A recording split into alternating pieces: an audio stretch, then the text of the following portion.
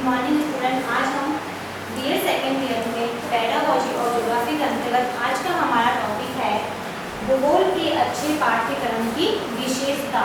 कि जब हम जो भूगोल का जो पाठ्यक्रम है उसकी विशेषताएं क्या है, कि जो भूगोल का पाठ्यक्रम कैसे होना चाहिए, लचीला होना चाहिए या हम कहे कठोर होना चाहिए, या इसके साथ किन किन चीज़ों को ऐड किया जाए, जैसे पर्यावरण शिक्षा है या जनसंख्या शिक्षा है, किन चीज़ों को किस प्रकार इसमें सम्मिलित किया जाए जिससे जो छात्र है वह पाठ्यक्रम को अच्छे से अध्ययन कर सके और उनकी विशेषता को वह जान सके। तो हम भूगोल के अंदर हम देखते हैं कि भूगोल का पाठ्यक्रम ऐसा होना चाहिए कि जिसके अंतर्गत हम किसी भी काल परिस्थिति में पाठ्यक्रम के अंतर्गत बदलाव कर सके। जो जो नई नई चीज़ें ऐड करनी है उनको हम क्या कर सकते हैं, पाठ्यक्रम में ऐड कर सकते हैं। और पाठ्यक्रम के अंतर्गत पर्यावरण से संबंधित चीज़ों को भी ऐड करना चाहिए, जिससे जो छात्र है वह पर्यावरण संबंधी बातों को भी जानकारी प्राप्त कर सके और पर्यावरण के बारे में जान सके कि पर्यावरण क्या है, उन्हें किस प्रकार से हमें शासन करके रखना चाहिए। इन चीज़ों को का ज्ञान वह क्या करता है, पाठ्यक्रम में करता है। तो भूगोल का ही एक ऐसा पाठ्यक्रम है जिसके अंतर्गत हम विभिन्न प्रकार की विशेषताएं होती है, जिसके अंतर्गत जब छात्र शिक्षा प्रदान करता है तो उसे रोजगार की प्राप्ति होती है और साथ साथ उसका सामाजिक उद्देश्य की पूर्ति भी होती है, क्योंकि वह इन उद्देश्यों की पूर्ति हेतु वह समाज के अंतर्गत कई कार्य भी करता है और समाज में एक अच्छा नागरिक बनने की कोशिश करता है। क्योंकि जो समाज है वह भी चाहता है कि जो छात्र हमारी शिक्षा प्राप्त करता है तो उन्हें पाठ्यक्रम के अंतर्गत सामाजिक उद्देश्य की पूर्ति होनी चाहिए, जिससे वह समाज में महत्वपूर्ण कार्यों को भी कर सके। अब हम विशेषता देखते हैं।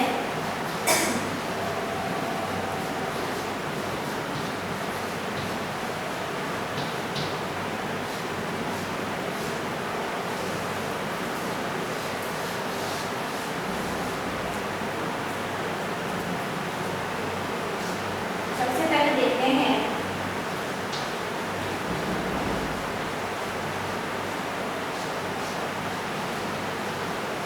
पर्यावरण शिक्षा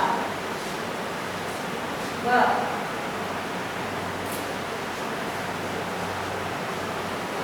जनसंख्या शिक्षा।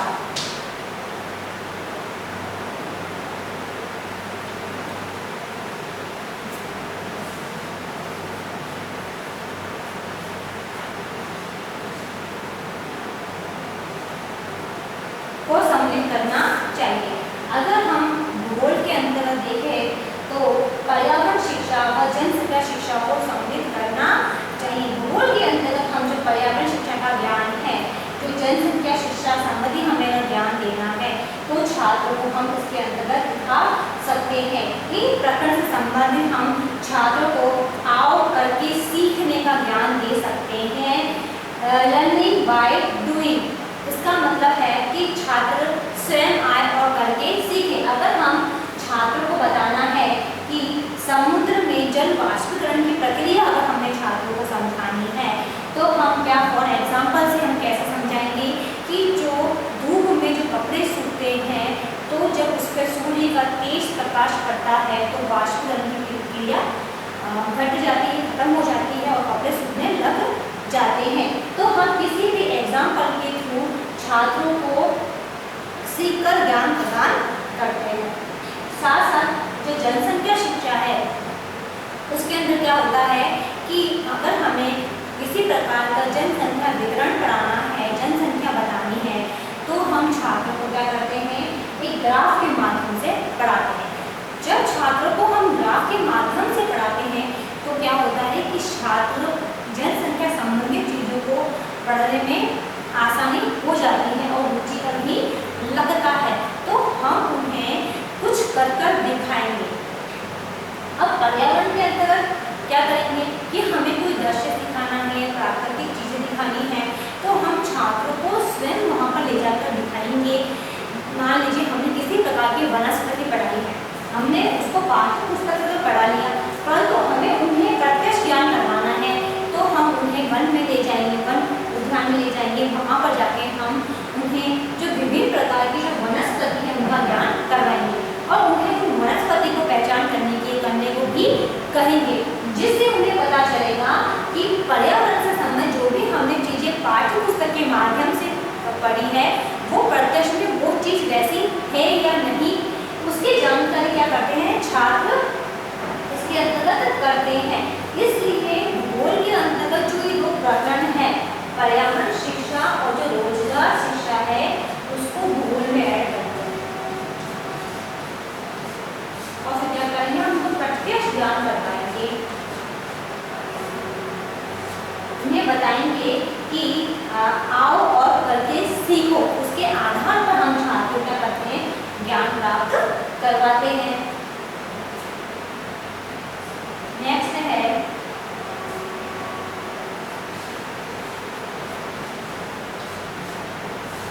शिक्षा को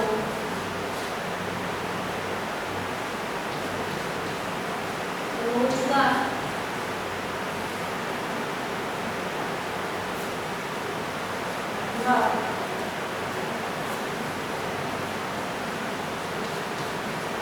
सामाजिक उद्देश्य से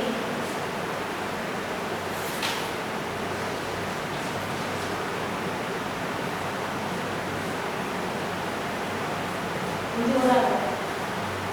अगर आगे हम देखें तो जो भूगोल का जो पाठ्यक्रम है उसे शिक्षा को रोजगार व सामाजिक उद्देश्य से जोड़ा गया। शिक्षा को जब छात्र शिक्षा प्राप्त करता है तो उसे रोजगार के अवसर मिलते हैं। प्रत्येक छात्र चाहते हैं कि हम शिक्षा ऐसी प्राप्त करें जिससे हमें रोजगार अधिक प्राप्त हो। इसलिए जो छात्र क्या करते हैं, अच्छी शिक्षा यानी अच्छी डिग्रियों को प्राप्त करने की कोशिश करते हैं, क्योंकि वह भी चाहते हैं कि अगर हम अच्छी शिक्षा प्राप्त करेंगे तो हमें रोजगार के अवसर प्राप्त होंगे। इसके साथ साथ जो सामाजिक उद्देश्य, समाज के जो उद्देश्य है उनसे जुड़ा जाता है, क्योंकि पाठ्यक्रम का संबंध अगर हम देखें तो कहीं ना कहीं समाज से जुड़ा हुआ ही होता है। पाठ्यक्रम के अंतर्गत समाज के उद्देश्य को भी ऐड करते हैं कि समाज की जो इच्छाएं हैं या उसके नियम है, उसकी कर्तव्य क्या है, उन सभी को इसके अंतर्गत ऐड करके जोड़ा गया है। फिर नेक्स्ट है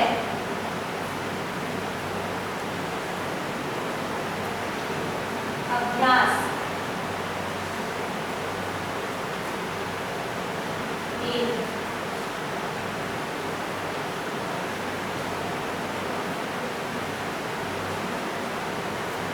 कार्यानुभव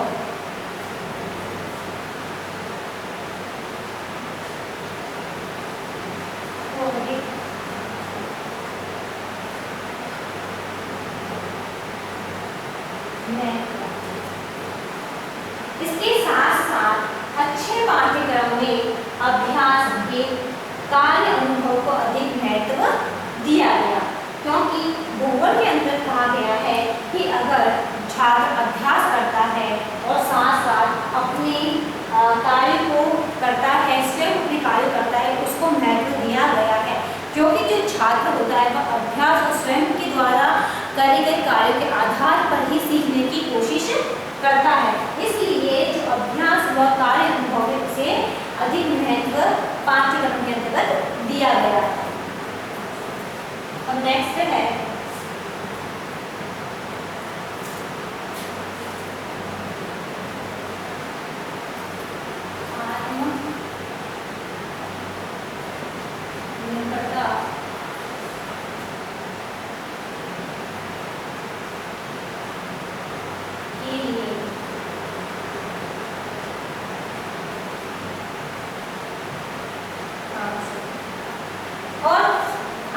देखें तो यह आत्मनिर्भरता के लिए भी आवश्यक सिद्ध होता है, क्योंकि जो व्यक्ति है वह स्वयं के ऊपर ही निर्भर होता है, दूसरे के ऊपर डिपेंड नहीं होता है।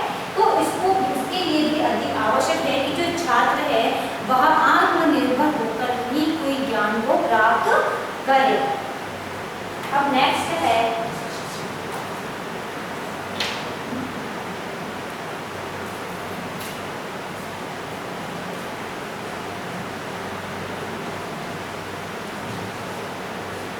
प्राथमिक स्तर से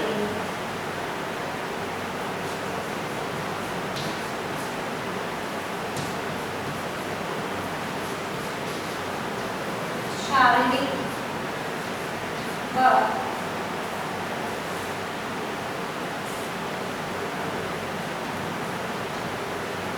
स्वास्थ्य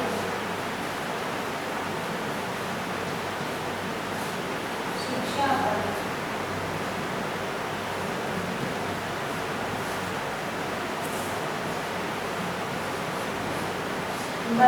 अगर हम आगे देखें तो क्या हुआ कि पाठ्यक्रम के अंतर्गत प्राथमिक स्तर से ही शारीरिक व स्वास्थ्य शिक्षा पर बल दिया जाता है, क्योंकि प्राथमिक स्तर से ही जो छात्र होते हैं उन्हें क्या किया जाता है कि अपनी जो स्वास्थ्य शिक्षा है, जो शारीरिक शिक्षा है, किस प्रकार हम अपने शरीर को स्वस्थ रख सकते हैं, क्या क्या हमें कार्य करने चाहिए, उसमें उन चीज़ों को ऐड किया जाता है, जिससे जो बालक है उन्हें प्राथमिक स्तर से ही इन चीज़ों का ज्ञान प्राप्त हो सके। अगर छात्रों को इन सब चीज़ों का प्राथमिक स्तर से ही ज्ञान होता है तो उन्हें आगे चल के भूगोल से संबंधित अगर बातों को ज्ञान प्राप्त करना है तो उन्हें किसी भी प्रकार की कठिनाइयाँ नहीं आती है। इसलिए अगर हमें भूगोल की पाठ्यक्रम का निर्माण करना है तो उसके अंतर्गत हम शारीरिक शिक्षा व स्वास्थ्य शिक्षा को प्राथमिक स्तर से सम्मिलित करना चाहिए, जिससे जो छात्र है वह प्राथमिक स्तर से ही इन चीज़ों की जानकारी प्राप्त करता है कि हमें स्वस्थ रहने के लिए किन किन चीज़ों की आवश्यकता होती है और हमें किस प्रकार अपने स्वास्थ्य को ठीक रखने के लिए क्या क्या कार्य करने चाहिए, योगा करना चाहिए या कोई प्रकार की एक्सरसाइज करनी चाहिए। तो इसके अंतर्गत ही छात्र को जानकारी दी जाती है, जिससे जो छात्र है वह स्वस्थ रहता है। अब नेक्स्ट है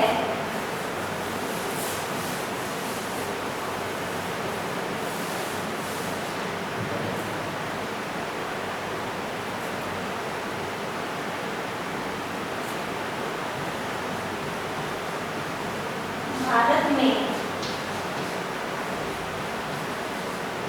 एक जैसा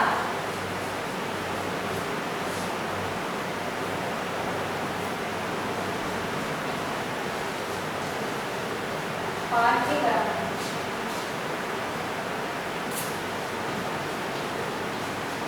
लागू किया जाए। आगे हम देखें तो भारत के सभी राज्यों में एक जैसा पाठ्यक्रम लागू किया जाए, जिससे कोई भी छात्र अगर राज्य परिवर्तन करता है तो उसे किसी भी प्रकार की परेशानी का सामना न करना पड़े। इसलिए भारत के जो सभी राज्य हैं उसमें क्या कर देना चाहिए, एक जैसा पाठ्यक्रम लागू कर देना चाहिए। अगर पाठ्यक्रम एक जैसा लागू नहीं होता है और किसी कारणवश अगर छात्रों को दूसरे राज्यों में जाना पड़ता है तो उन्हें परेशानियों का सामना करना पड़ता है और वो उस पाठ्यक्रम को पढ़ने में असक्षम हो जाते हैं। इसलिए अगर देखें तो भारत के सभी राज्यों में एक जैसा पाठ्यक्रम सम्मिलित कर देना चाहिए, जिससे छात्रों को किसी प्रकार की परेशानी नहीं सहनी पड़े।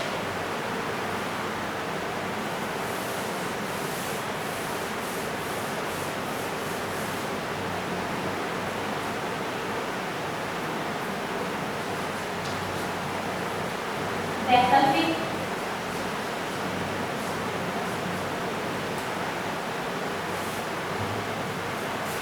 विषय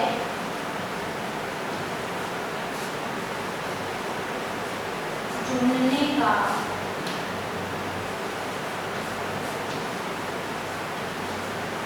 अवसर। आगे हम देखें तो इस प्रणाली में क्या हुआ कि छात्रों को कक्षा 10 से पहले जो भूगोल था उसके अंतर्गत जो सामाजिक विज्ञान की जो बुक्स थी उसके अंतर्गत क्या किया गया, भूगोल को सम्मिलित किया गया। और बाद में अगर हम देखें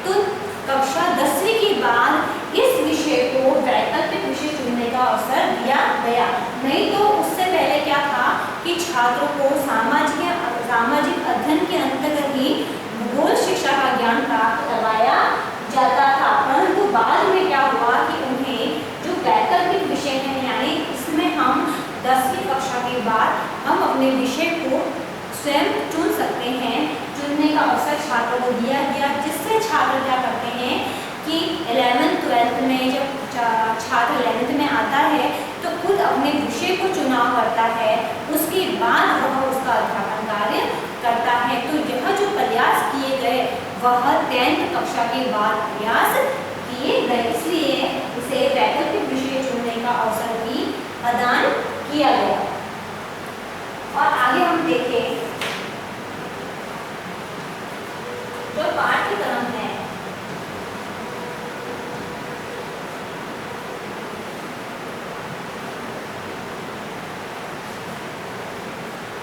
वह क्या हो, लचीला हो। अब भूगोल के पाठ्यक्रम है वो भी क्या होना चाहिए, लचीला होना चाहिए, कठोर नहीं होना चाहिए। लचीले जो पाठ्यक्रम लचीला होता है तो उसके अंतर्गत हम किसी समय काल परिस्थिति के अनुसार हम उसमें किसी भी प्रकार का बदलाव कर सकते हैं, क्योंकि कुछ चीज़ें पाठ्यक्रम में हमें कई वर्षों बाद हमें नई चीज़ ऐड करनी होती है, तो हम क्या करते हैं उसे आसानी से उन चीज़ों को अंतर्गत बदलाव कर सकते हैं। इसलिए अगर हम देखें तो पाठ्यक्रम क्या होना चाहिए, लचीला होना चाहिए।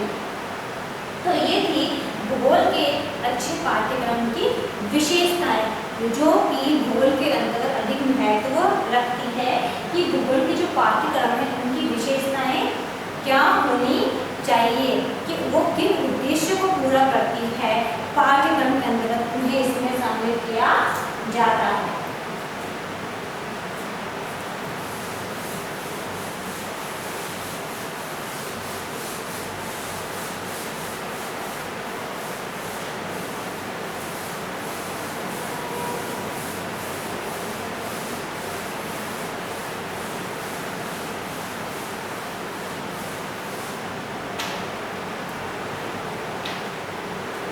अब इससे संबंधित आज का कार्य है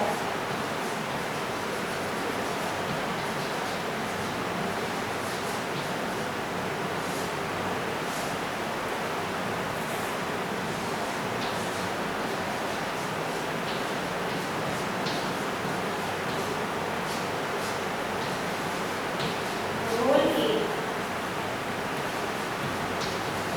एक अच्छे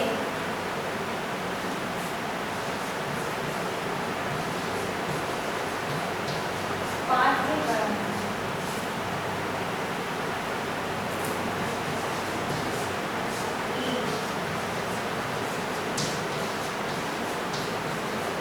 विशेषताएं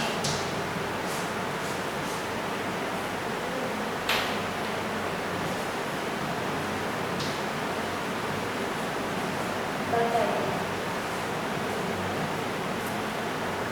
कि भूगोल के एक अच्छे पाठ्यक्रम की विशेषता बताइए। ये क्वेश्चन आपको आपके नोटबुक में उतारना है। अंत में एक विशेष बात, जैसा कि आप सभी को पता है कि देश में कोरोना जैसी महामारी